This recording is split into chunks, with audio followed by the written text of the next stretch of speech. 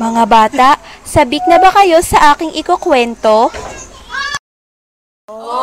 Isang ilawang langis. Isang ilawang langis na kung saan umaakit sa isang gamo-gamong mapanuri at mapangalap.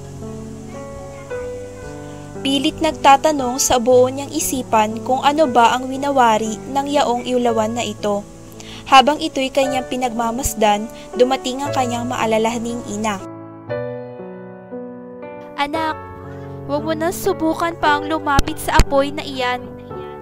Maaari mo yang ikamatay. Naintindihan mo ba ako? Opo, ina, masusunod po.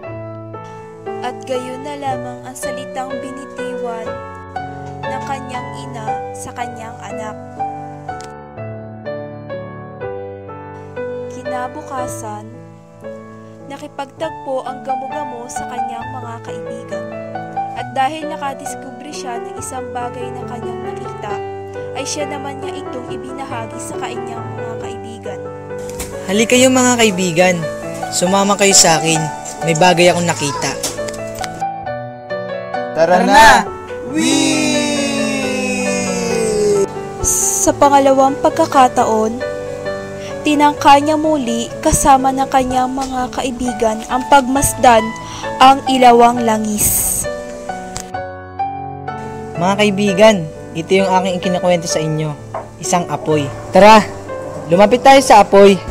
Hala, wag na! Isusumbong ka namin sa nanay mo.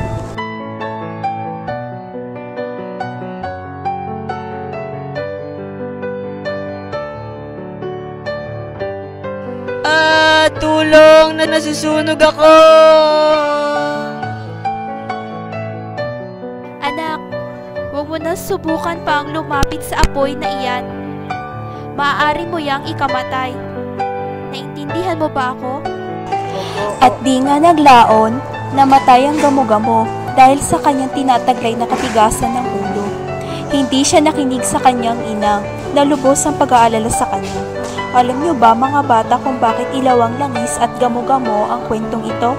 Sapagkat ang ilawang langis na iyon ay sumisimbolo sa karunungan at ang mga gamo-gamo ay ang mga kabataan na kung saan sila ay ang pag-asa ng ating bayan. Kaya mga bata, huwag kayong matakot sa pangangalap ng karunungan pagkat ito ang magbibigay sa inyo ng liwanag sa mundong punong-puno ng kasinungalingan. O mga bata, nagustuhan niyo ba ang aking kwento?